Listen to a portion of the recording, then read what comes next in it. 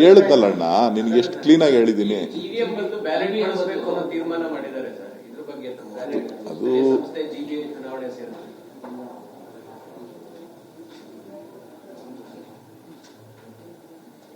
ಅದು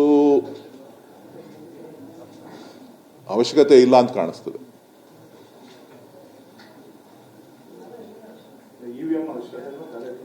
ballot ಬಿಟ್ಟಿದ್ದೀವಿ. Ballot ಬಿಟ್ಟು ಮತ್ತೆ ಇವ್ರ ಕೈಲೇ ಇರ್ತದೆ, ಕರ್ನಾಟಕ ಸರ್ಕಾರದ ಕೈಲೇ ಇರ್ತದೆ ಚುನಾವಣೆ ನಡೆಸುವಂಥದ್ದು. ಕರ್ನಾಟಕ ಚುನಾವಣಾ ಆಯೋಗನೇ ಇರ್ತದೆ. ಅದನ್ನು ತಿರ್ಚಕ್ಕೆ ಯಾರು ಆಗಲ್ವಲ್ಲ.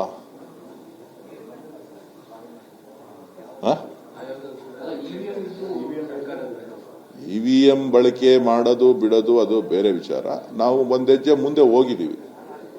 ಒಂದೆಜ್ಜೆ ಮುಂದೆ ಹೋಗಿ ಮತ್ತೆ ಹಿಂದಕ್ಕೆ ಬರುವಂಥದ್ದು ಸರಿನಾ ತಪ್ಪ ಅನ್ನೋದನ್ನ ಪಕ್ಷ ಹೈಕಮಾಂಡ್ ತೀರ್ಮಾನ ಮಾಡಬೇಕು.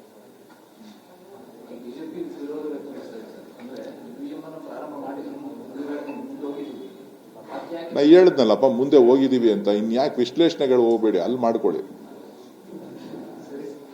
Thank you. ಇದು ಮುಖ್ಯಮಂತ್ರಿಗಳನ್ನ ಗೃಹ ಮಂತ್ರಿಗಳನ್ನ ಕೇಳಬೇಕು. ಅವ್ರು ಆಲ್ರೆಡಿ ತೀರ್ಮಾನ ತಗೊಂಡಾಗಿದೆ ಅಲ್ಲ, ಅವರಿಗೆ ಆತ್ಮೀಯರು, ಅವ್ರನ್ನೇ ಕೇಳಬೇಕು.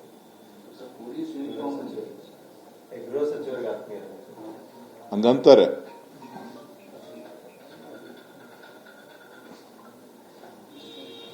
ಆತ್ಮೀಯತೆ ವಿಚಾರ ಅಲ್ಲ, ಶಿಸ್ತಿನ ವಿಚಾರ. ಯಾರಿಗೆ ಆತ್ಮೀಯರಿರಲಿ, ನನಗೂ ಆತ್ಮೀಯರು ಬೇಜಾನ್ ಜನ ಇರ್ತಾರೆ. ಆತ್ಮೀಯತೆಗಿನ್ನ ಶಿಸ್ತು ಬಹಳ ಮುಖ್ಯ. ಶಿಸ್ತು ಮತ್ತು ಪೊಲೀಸ್ ಘನತೆ, ಕರ್ನಾಟಕ ಪೊಲೀಸ್ನ ಘನತೆ ಬಹಳ ಮುಖ್ಯ. ಆ ಘನತೆಯನ್ನ ಎತ್ತಿಡಿಯುವಂತ ಕೆಲಸ ಸರ್ಕಾರ ಮಾಡ್ತದೆ ಅಂತ ಭಾವಿಸಿದ್ದೇನೆ.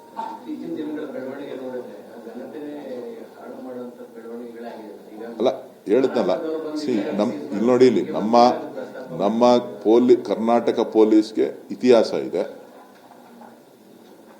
ಕರ್ನಾಟಕ ಪೊಲೀಸ್ ಬಹಳಷ್ಟು ಶಕ್ತಿಶಾಲಿ ಆಗಿದೆ. ಸೊ ಆ ಘನತೆಗೆ ಧಕ್ಕೆ ಬರದೇ ಇರೋ ರೀತಿ ಸರ್ಕಾರದ ತೀರ್ಮಾನಗಳು ಇರುತ್ತೆ ಅಂತ ಹೇಳಿ ನಾನು ಭಾವಿಸಿದ್ದೆ.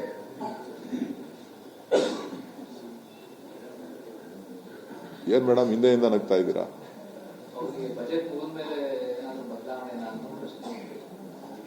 ಇನ್ನ ಟೈಮ್ ಇದೆಯಲ್ಲ, ಮಾತಾಡೋಣ ಬಿಡಿ. ಕ್ಷಣ ಕ್ಷಣದ ಮಾಹಿತಿಗಾಗಿ ವೆಯ್ಟ್ ಮಾಡಿ.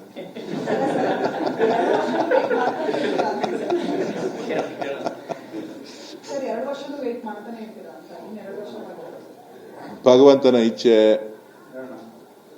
ಏನೇನು ತೀರ್ಮಾನ ಆಗುತ್ತೋ ಕಾದು ನೋಡೋಣ.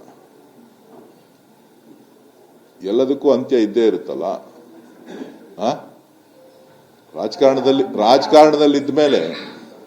ರಾಜಕಾರಣದಲ್ಲಿದ್ಮೇಲೆ ಯಾವುದೂ ಶಾಶ್ವತ ಅಲ್ಲ. ಅಧಿಕಾರನೂ ಶಾಶ್ವತ ಅಲ್ಲ,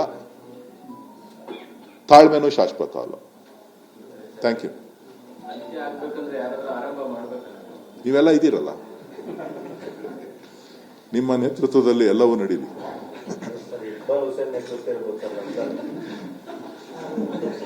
ಅವರು ರಾಮೋತ್ಸವ ಬಿಸಿಲಿದ್ದಾರೆ, ರಾಮೋತ್ಸವ ಮಾಡೋ ಬಿಸಿಲಿದ್ದಾರೆ.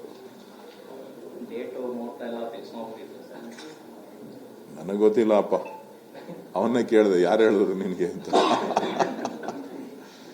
Thank you. ತೆಗೀರಿ.